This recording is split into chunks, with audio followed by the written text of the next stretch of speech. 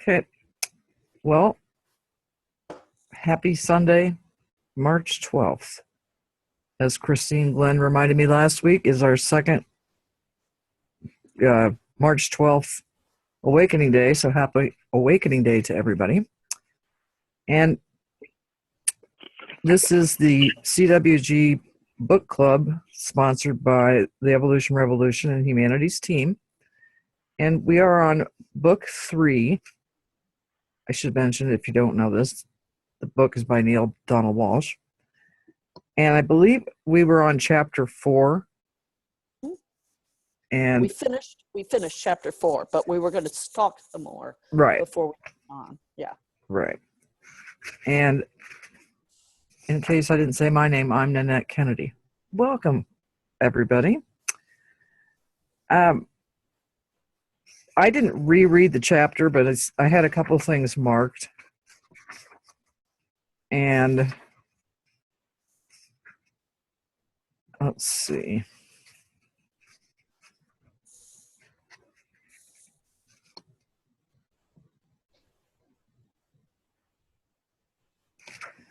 I don't know what page it is in your books, but it's the page that has a statement from Neale saying, "Are you really always giving everyone exactly what they desire at any given time?" And God says, "Yes, my beloved, I am. Your life is a reflection of what you desire and what you believe you may have of what you desire. I cannot give you what you do not believe you may have, no matter how much you desire it, because I will not violate your own thought about it. I cannot, that is the law. Believing that you cannot have something is the same thing as not desiring to have it, for it produces the same result." And I had a little trouble with that, God's answer, because it made me think of people who have sick children or children that die young. And are you really always giving everyone exactly what they desire at any given time? Does anybody want to comment to that? Well, don't forget that the children of those parents also have desires and beliefs.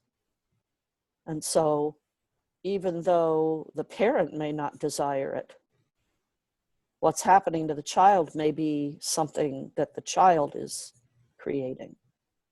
I just throw that out there as a thought. That's a very good point. Because we're co-creating our experiences with those around us. And I believe that before we embody, we have a clear outline of what it's going to be like, and then we take on the veils of forgetfulness. And there's a divine dance that is more than any one finite mind can know. It's a really important point. Go ahead. Today's quote, daily quotations from book 1 says, "The person who has the faith to move mountains and dies 6 weeks later has moved mountains for 6 weeks. That may have been enough for him." Wow. Right.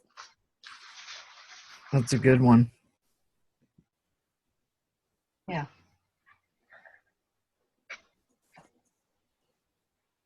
Were you going to add something, Linda? Well, just it's a really important point because, what God talks about with Neale is that in any given moment, everything is perfect. He says that over and over again, and this is what he means, is in that moment, even though there may be, a dying child or whatever, that what's being expressed is perfection. And rather than rejecting or resisting what we're being given, accepting it and embracing it is what allows us to learn from it. Because if we reject it or push it away, then we've closed ourselves off from any offering that it has, from any wisdom that it might provide us. Resistance and persistence are partners. Correct. Well, and what I was thinking too, hearing all these different things and about the moving the mountain for 12 weeks might be just all the extra time that person wanted.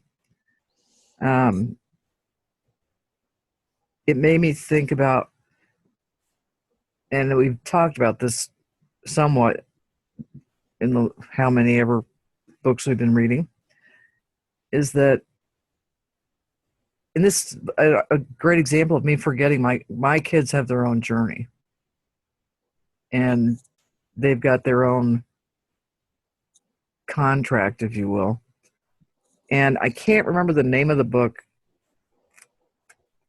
and I'm not going to look for it right now, but it's this beautiful book about when people cross over, that they're the ones that are saying, yes, I'm ready to go. And this beautiful book, it explains how some people are put in our lives to just be here for a short while, or whenever we meet them, they're only in our lives for a short while. So it makes more sense to me now that everybody's kind of weighed in on this. And I think that's one of the hardest lessons with children, period. You know, whether they're living or crossed over, is that they've got their own path. And as much as we might want to put a bubble around them, it doesn't work that way.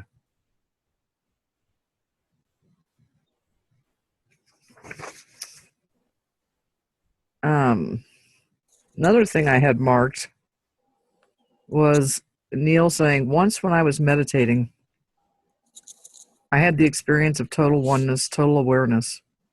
It was wonderful. It was ecstatic. Ever since then, I have been trying to have that experience again. I sit in meditation and try to have that total awareness again. And I have never been able to. This is the reason, right?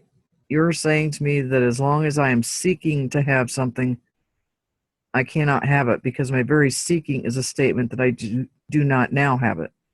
The same wisdom you have been giving me throughout this dialogue. And God says, yes, yes, now you understand. It is becoming more clear to you now. That is why we keep going around in circles here. That is why we keep repeating things, revisiting things. You get it the third, fourth, maybe the fifth time around. And last week, when Linda, when you were reading that, and I've kind of gotten out of the habit of meditation, I probably should get back into it.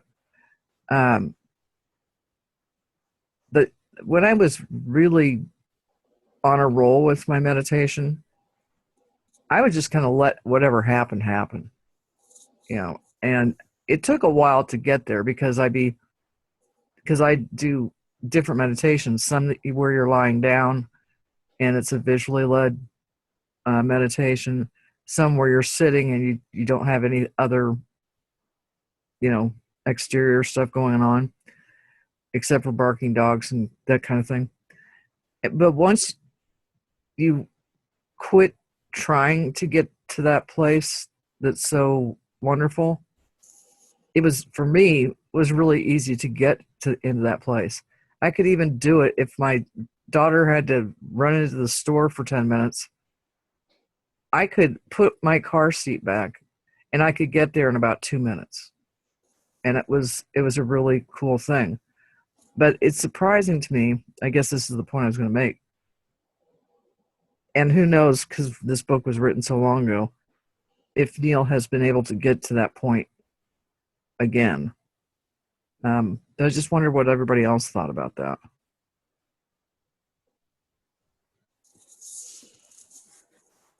I had that experience once. The oneness. And have you ever had it more than once? Well, I had a death experience where I crossed over and I came back. So like it was this whole like period after that where it was like I was living in between two worlds. So I had that experience, and I don't know how to explain it because it seems like I really have like latched on to my like physical existence now, and really enjoying it, because for a long time after that I was like really depressed and like grossed out at being human, and I'd like see what humans do and it would make me want to retch, and I'd just be like really like detached from all that. So like now it's just like I don't even really pursue it. I just really try to be present at all times and like just really love like every part of like being human, because I feel like I came back for a reason. So I don't know, I guess I gave up on the search for it because it wasn't like something that serves me anymore. But yeah, but I know what Neil's talking about. I had that experience.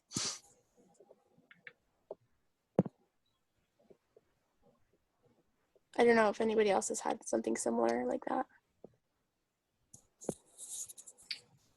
I just feel, I mean, I'm a long time meditator, and I love meditating, and I feel that since I, began meditating, I don't know, 25 years ago or so, that the quality of my experience being embodied is just so much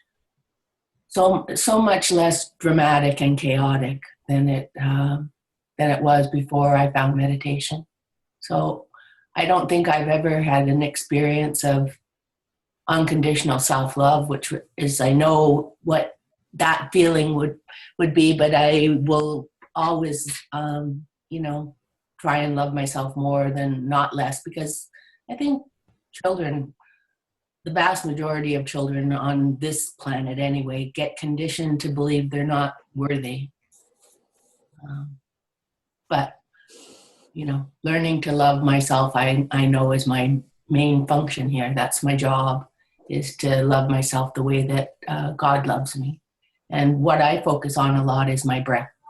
I like to breathe consciously. And I think I've told this group before that in 2011, we tried to get 1 billion people to breathe together as one on November the 11th. And Rabia traveled with Michael Beckwith all that summer, explaining, do as one breath in one day. And I think we had 38,000 people on the line at 11 a.m. Pacific on November the 11th, and we crashed the lines. But now we've projected to have 1 billion people breathe together as one on November the 11th, 2020 at 11 a.m. your time, no matter where you are. So I think, focusing on my breath has really been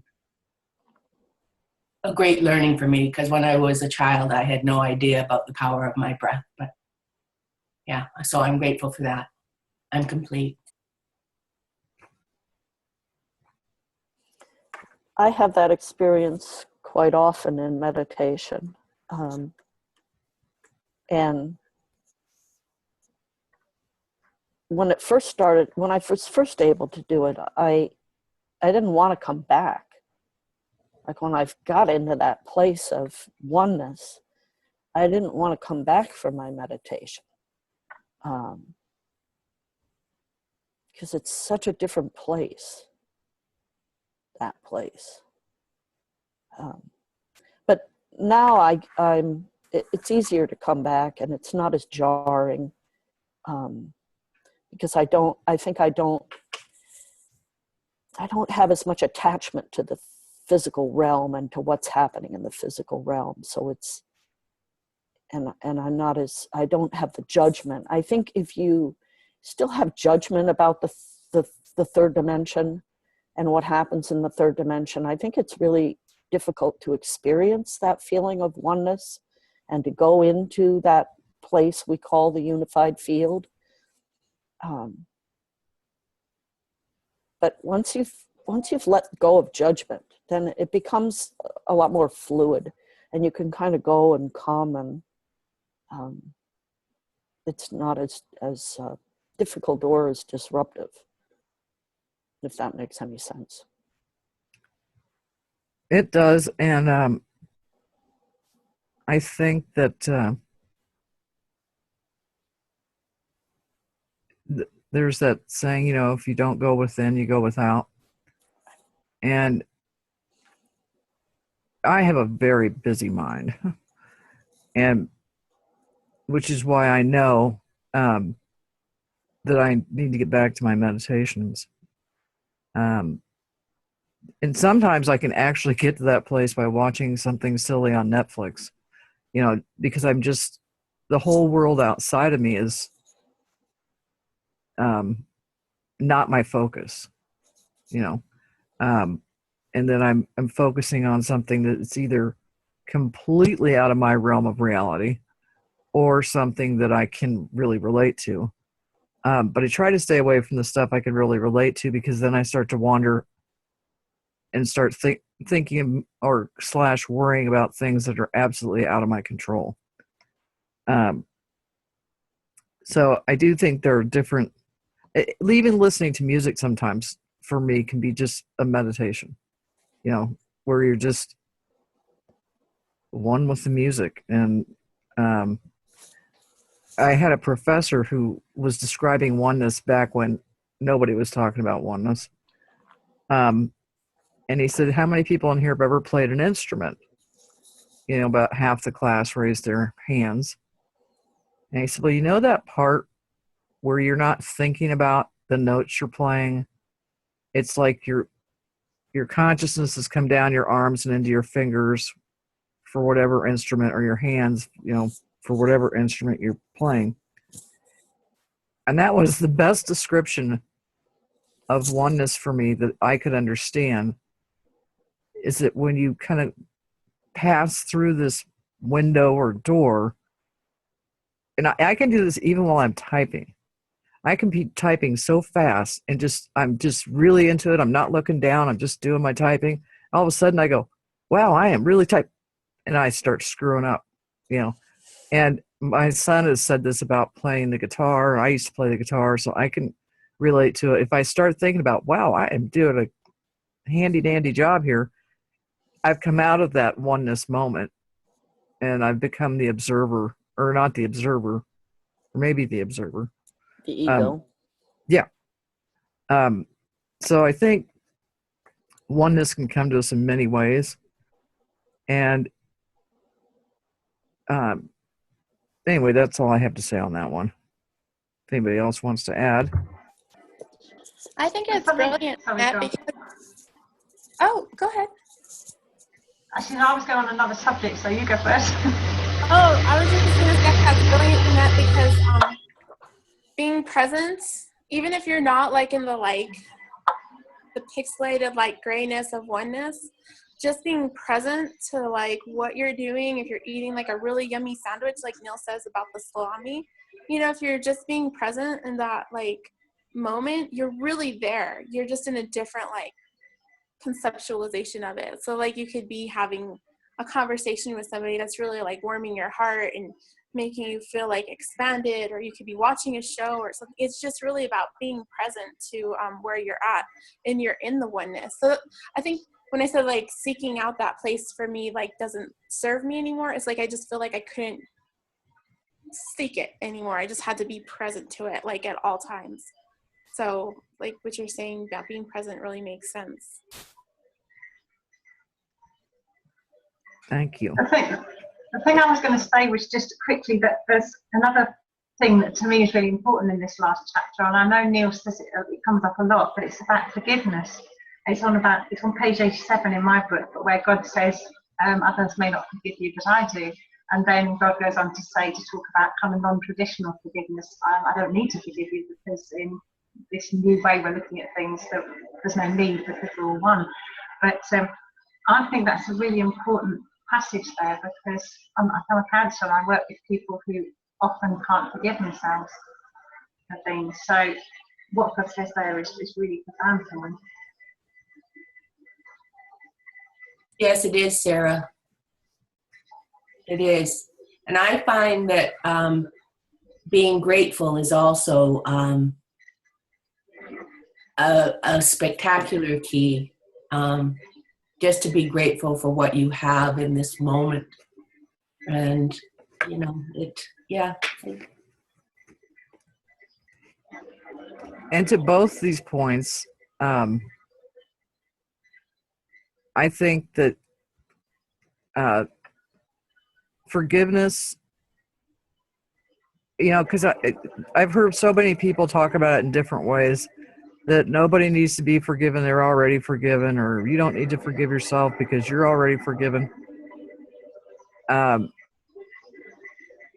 I'm glad I've gotten so much better about not doing things that I'm thinking that I need forgiveness. And believe me, I'm not walking on water, but it feels so much better when you can go easy on yourself and say, yeah, I wish I wouldn't have done that, but I did, and that's history. And I used to give myself, this was like starting 25 years ago, I would give myself an hour because I wasn't, you know, where I am now. I would give myself an hour to do the mental stuff that goes on in your head where you're regretting you did something. And then after that hour, that's all I was going to give it. And it took time for me to get to that. But I think it's really helpful because we're most hard on ourselves. I am such a forgiving person, because it doesn't do any harm. It only harms me to not be forgiving, and it just makes me feel uncomfortable. So I think forgiveness is a very important topic, and I think when we're better in touch with ourselves, we're better about doing that with ourselves. Over.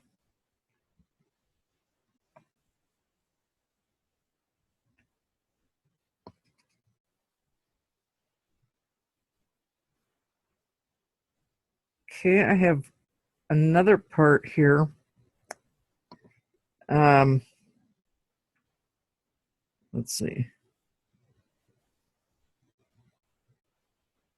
I'm going to have to read this part in order to get everybody back to the place of it. Neil had just said, you know, this is the kind of stuff that makes people run to jump off the Empire State Building, shouting, "I am God, look at me, I can fly." And God says, you'd better be in a state of total awareness before you do that. If you have to prove yourself to be God by demonstrating it to others, then you do not know yourself to be, and this is not knowing will demonstrate itself in your reality. In short, you will fall flat on your face. God seeks to prove itself to no one, for God has no need to do that. God is, and that is what is so. Those who know themselves to be one with God or have the experience of God within have no need, nor do they seek to prove to anyone, least of all themselves. And so it was that when they taunted him, saying, "If you are the Son of God, come down from that cross," the man called Jesus did nothing. Yet 3 days later, quietly and unobtrusively, when there were no witnesses and no crowds and no one to whom to prove anything, he did something a great deal more astonishing, and the world has been talking about it ever since. And in this miracle is found your salvation, for you have been shown the truth, not only of Jesus, but of who you are, and may thus be saved from the lie about yourself, which you have been told and which you have accepted as truth, or your truth. God invites you always to be your highest thought about yourself. There are those on your planet right now who have manifested many of these higher thoughts, including causing physical objects to appear and disappear, making themselves appear and disappear, even living forever in the body or coming back to the body and living again. And all of this has been made possible because of their faith, because of their knowing, because of their immutable clarity about how things are and how things are meant to be. And while in the past, whenever people in earthly form have done these things, you have called these events miracles and have made the people saints and saviors, yet there are no more saints and saviors than you. for you are all saints and saviors, which is the very message they have been bringing you. Neil says, how can I believe that? I want to believe that with all my heart, but I can't. I just can't. And God says, no, you cannot believe it. You can only know it. And I'm going to use the example of riding a bicycle. You can watch somebody riding a bicycle. You can see pictures of a bicycle. You can see pictures of somebody riding a bicycle. But if you yourself have never if you've never ridden the bicycle yourself, you can't know it, or you can't believe it because you haven't had the experience of it. And I think what Neil is saying here is that once you get these things that I just read the passage from God, and they're being saints and saviors, this, that, and the other thing, it's not once you do get on a bike and ride the bike, you have that knowing, and you don't have to, this may not be the greatest analogy, but that's your savior and saint the day you're able to ride the bike, because then you actually have experienced bicycleness and you know the experience. But you can't know the experience of something you yourself have never allowed yourself to do. Did that make any sense at all?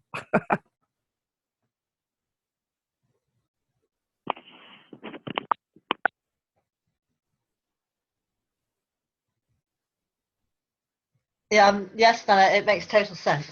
But I was just, what brought to mind then was I was talking with someone the other day who had was plastering a wall, and we were discussing it, and I was saying, well, I can't plaster, but I can actually imagine what it's like to plaster, because maybe I've iced a cake or something. 'Cause he was talking about getting the wall very smooth and getting all the little bits out.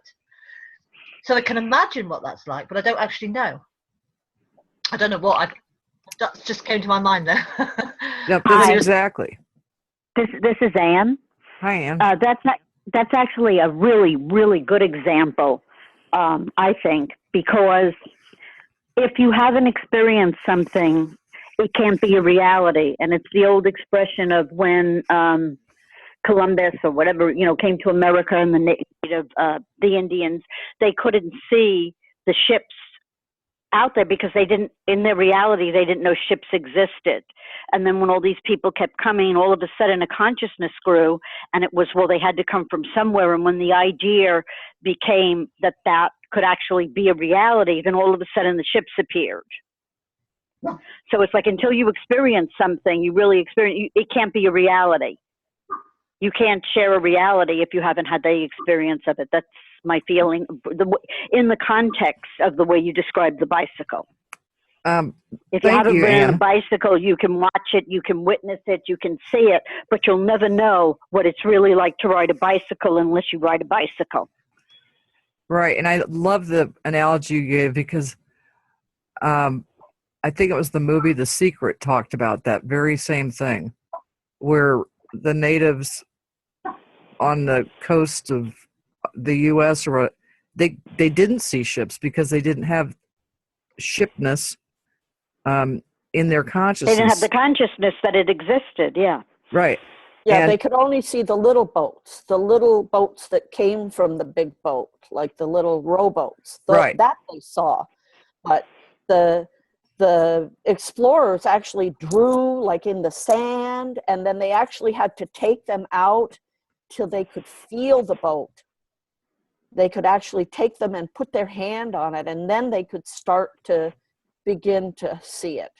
Yeah, it's a perfect example. I use that example a lot. Yep, it's a really good example, and I may have mentioned this on this call at some point or another, but the first time I went to South Africa was in 2009, and I was on a night safari, and there's a guy in the Jeep, and he flashes a light so that he might be able to get reflections of eyes, the animal's eyes. And then he can say, oh, look over there, there's a giraffe, or look over there, there's a this. Well, at one point, and that was my first trip, and everybody else who was in that Jeep, there was like 6 of us, had been to South Africa before, except for me. And so the guide was saying, look right there. Oh my God, it's a beautiful rhinoceros. And I was like, I don't see it. And I couldn't see it, and I couldn't see it, and I couldn't see it. And everybody else was going, like, moving my head, going, it's right there. I said, I don't see it. I thought I was looking at a boulder because I only had a boulder consciousness. And suddenly, when that boulder turned its head, I was like, oh my God, I see it. I see it. And it's a really cool thing when you have that experience of what we're talking about here with the boats, bicycles, and rhinoceros. Rhinoceros is the odd thing out. I don't think anybody be riding one of those, but I'm going to speak of one other thing Sure. that relates to something that's called felt perception. When you really feel something, it's a first order experience as opposed to the second order experience. Like when you're 6 months and you're the infant and mommy comes into the room, there's a felt presence of mommy. You can smell mommy. You can just about touch mommy as she comes close. There's a reality of a felt perception that's happening as you're doing it. It's like you're experiencing the experience as you experience the experience. The second order experience is the description of what we're doing now, is when we talk about how it would be or how it was or what we think or how it felt, or it's not being in that moment. So I do a lot of work with felt perception and movement and intrinsic movement. At any moment, I can drop into myself by using that and then going to the breath, by just going within and taking my focus to any little micro movement in my body and just putting my awareness in the middle of my finger or something, but to feel. It's kind of like to move for movement's sake, instead of thinking of just moving my arm to the right, to just be with the experience of moving my arm to the right and feeling what it's like in that moment, to just feel the movement of the arm to the right or something. And this is what's hard. It's hard to describe something that's experiential, because I can talk about it and say what I just said and everybody can listen, but it's not the same as if you just take a minute and dropped in and experienced what it would be like to move your arm to the right, but not as movement, just the felt of how that feels. What does it feel like? And if you can transfer that into everything, it can expand in a lot of different variations. It's like a pebble in the water. mm-hmm. But I could talk all day about it, and no one will really understand. It's only in the doing. It's only in the experience where you really can understand it.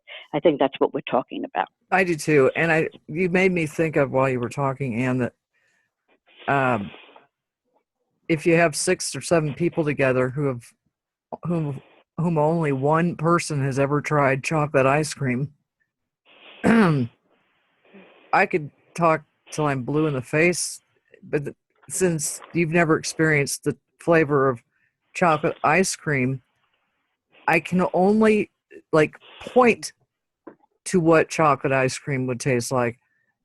But if I give everybody a dish of the chocolate ice cream, then we all actually have the experience, and we can say, oh, I love that, or maybe not for me. So I think it's a really good point. And I think it seems to me a really good tool. So if we're listening to people, and the politics on this side of the pond are, I don't even know what to call it. Maybe if I would stop when I read something and just go, whoa, and say, what is that person experiencing? It doesn't mean I'm going to change my mind.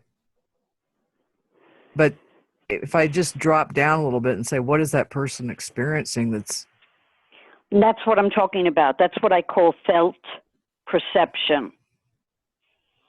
How does it feel? So it's embodied, and that's what you're talking about, is about being embodied, being in the present moment. It's all about just that. It's the felt perception in the right now. Like if we were all to just stop and feel what it is to just take a breath. Everything shifts and brings us together in that one breath.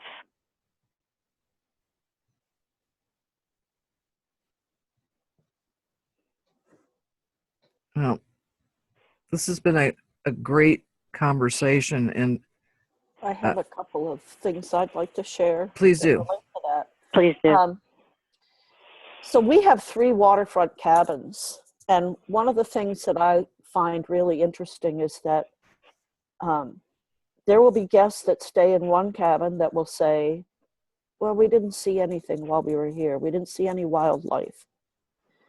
And in the guest books or from the other guests in the other 2 cabins that stayed during the exact same time, there will be comments about, oh, we saw 6 otters and we saw a whale and we saw eagles and we saw. So it's the people who, and quite often I think it's concrete consciousness. I think a lot of times people who've never lived anywhere but like in cities and aren't used to wildlife, it's like the boats offshore. They don't know what they're looking for. So the stuff is there and it's right there in front of them and they can't see it because they don't know what they're looking for. They don't know what an otter popping out of the water looks like. And so it can happen right in front of them and it's like it never happened. The other thing I wanted to share is that I use that story about the boats offshore. When I drive to Anchorage, I have to drive through about 120 miles of wilderness. And so while I'm doing that, I quite often will be asking Source, okay, what is here that I'm passing that I'm not seeing? I ask the universe to show me what's really there. What have I missed?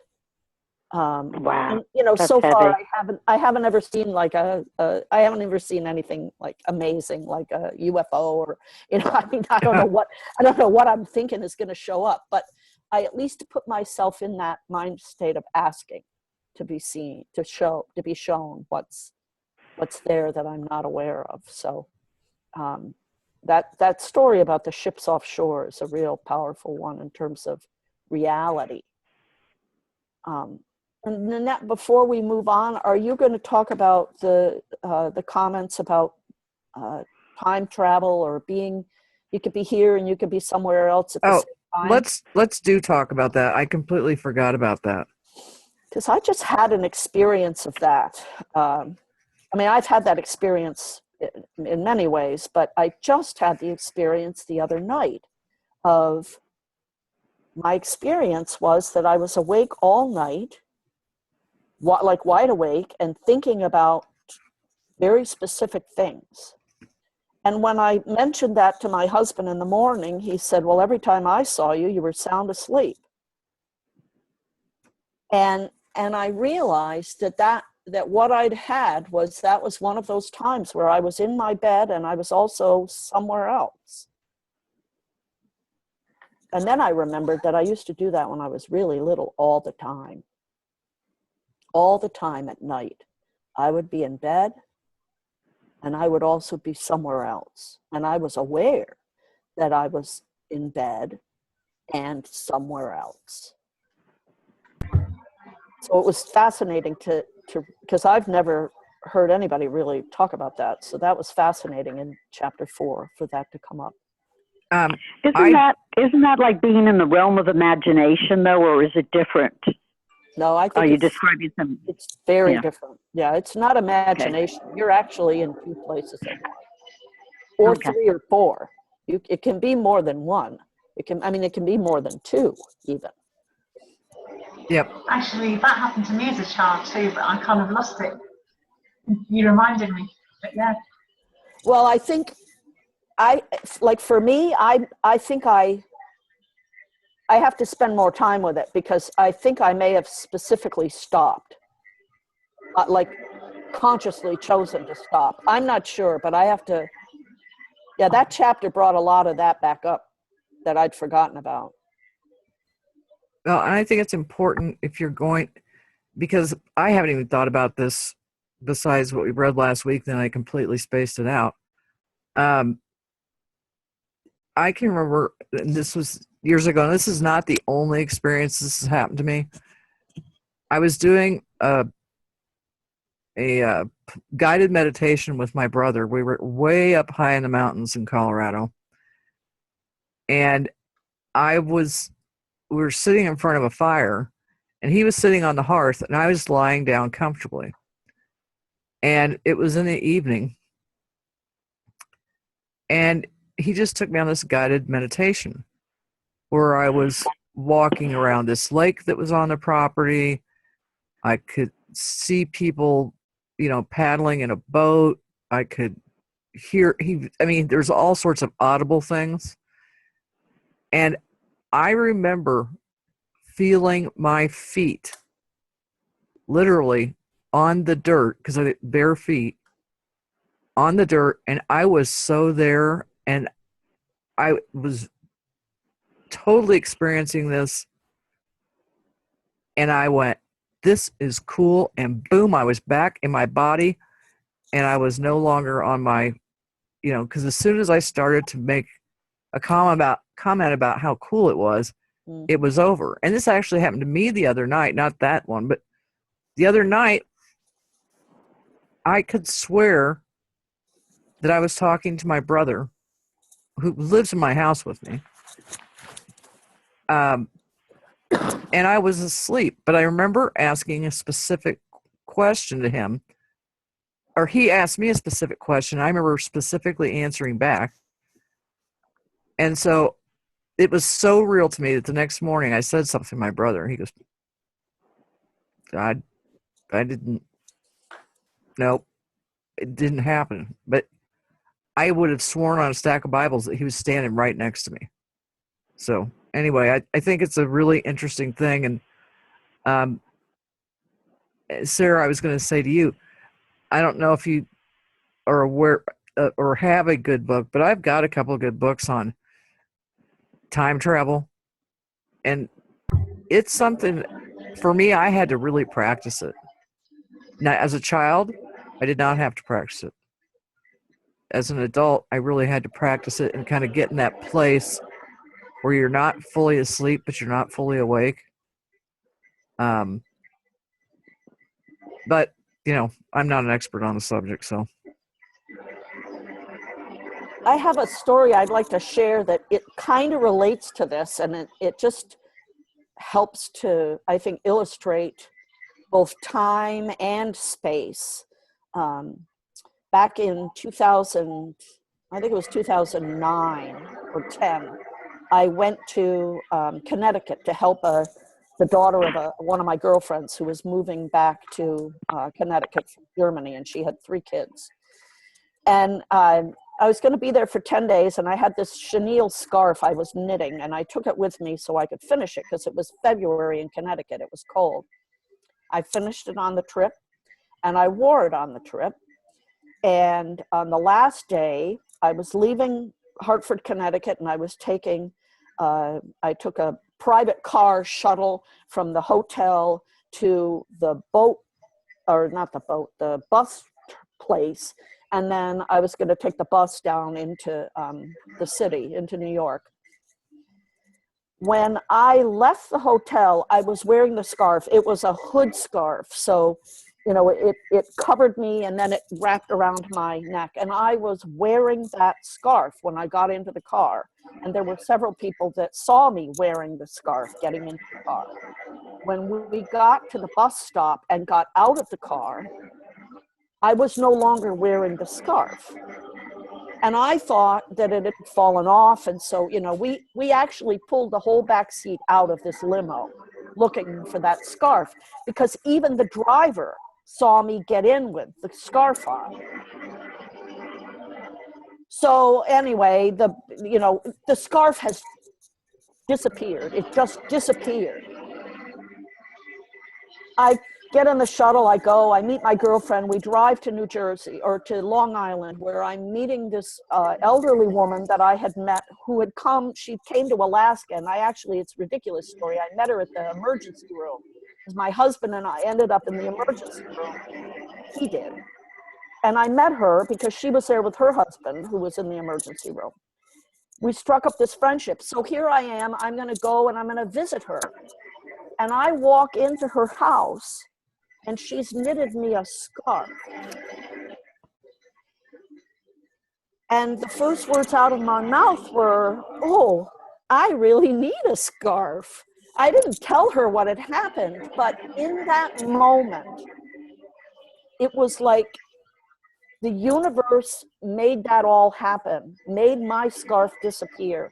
I couldn't have walked into her house wearing the scarf I had just made, because it would have diminished her gift, and she would have either not given it to me or she would have been crushed in some way. If I'd walked into her house wearing that scarf, she would have been crushed. And so the universe fixed it. So not only did I walk in without a scarf, but it was cold weather and I needed a scarf. And I always remember that moment because something happened that day. Something very special happened that day. That scarf is somewhere, I don't know where, but the universe made sure that Francine was able to give me this beautiful scarf that she made, and that I was able to receive it in great need. That's a beautiful story. Nature is infinitely intelligent. Yes, and the power of God is always working.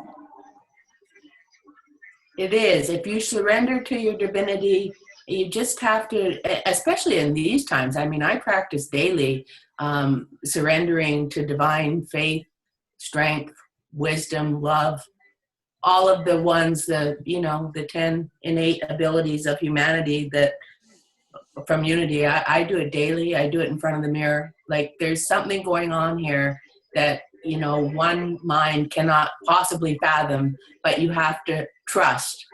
You have to trust that this is evolution. And, even though it might appear that some forces are trying to walk us back 50 years, that's an impossibility. And we are evolving. And, look at all the women in this group. I mean, it's, we're miraculous, and we come together faithfully every week and have for a long, long time, right? Like that's the divine play, working and evolve, like love evolved. The first, it's love spelled backwards, right? It's like evil and live, right? Like they're just, anyway, there's a divine play, and I'm so grateful to be part of it. I'm complete. I agree with you, Christine.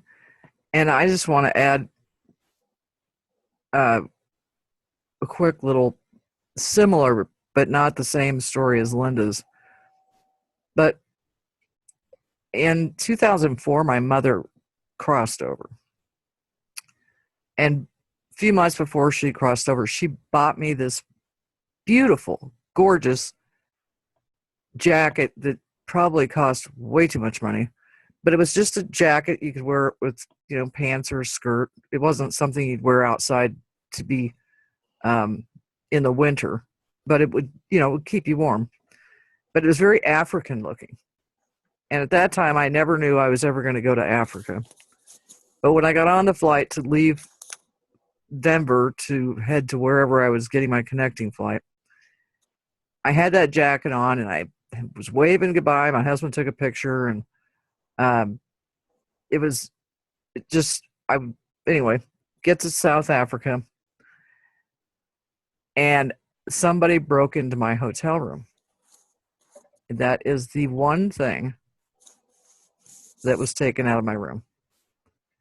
And I was devastated because my mom had said to me, whenever you wear that jacket, my arms will be around you.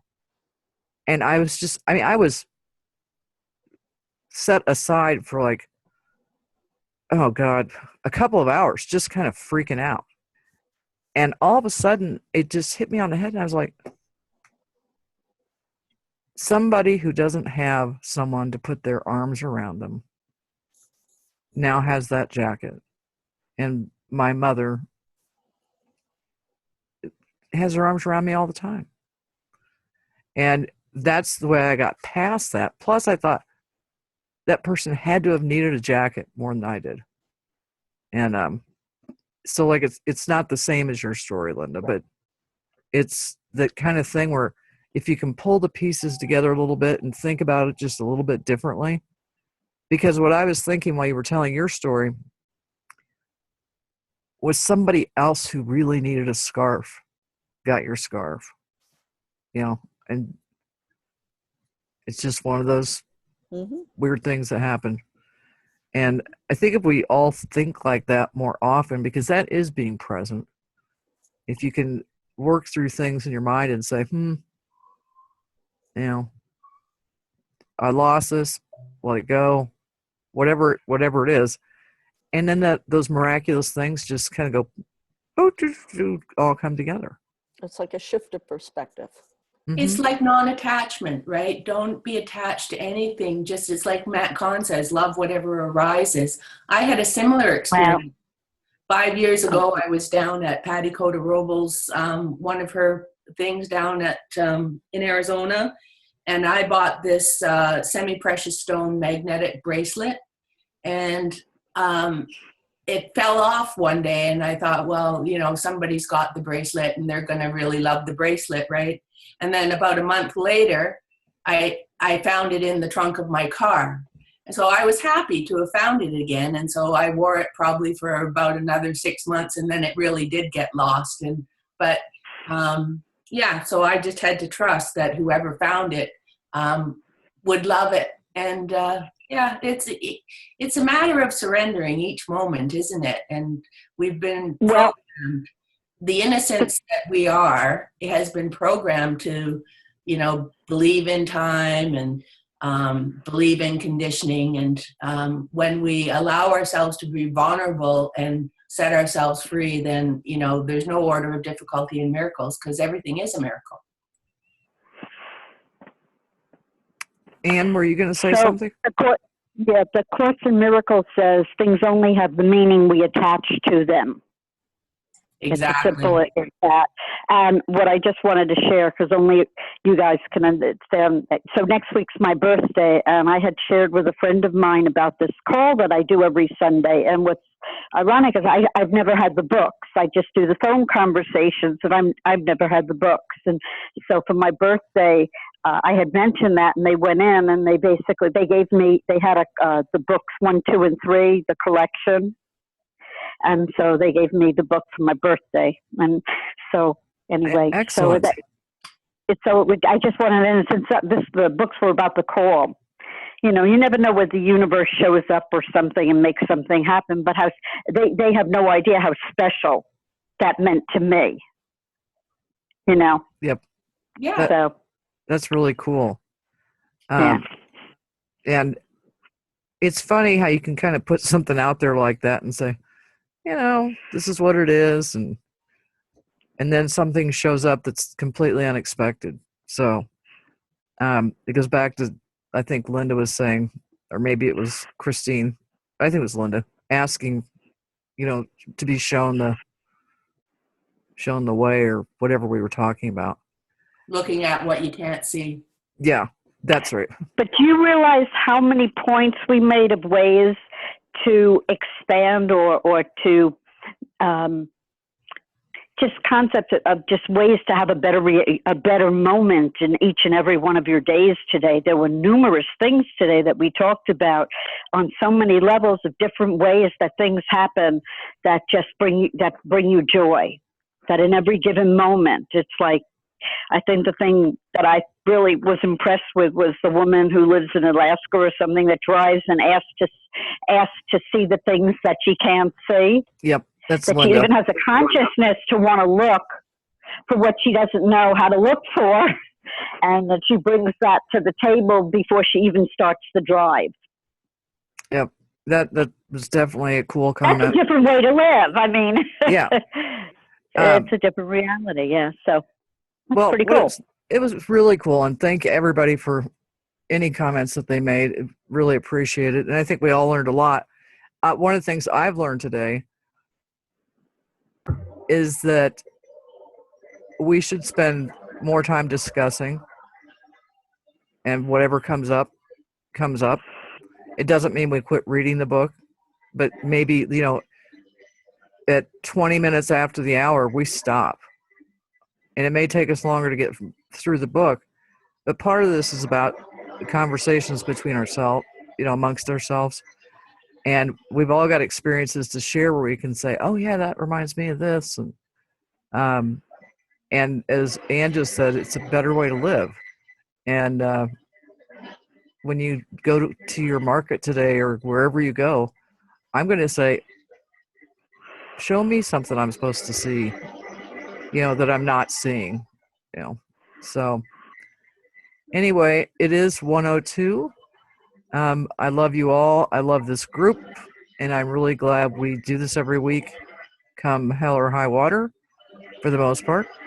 But anyway, until next week, everybody. Have a great week, everyone. I love you so much. Love you too. Bye. Bye, everybody. Bye. God bless. Bye. Back to you.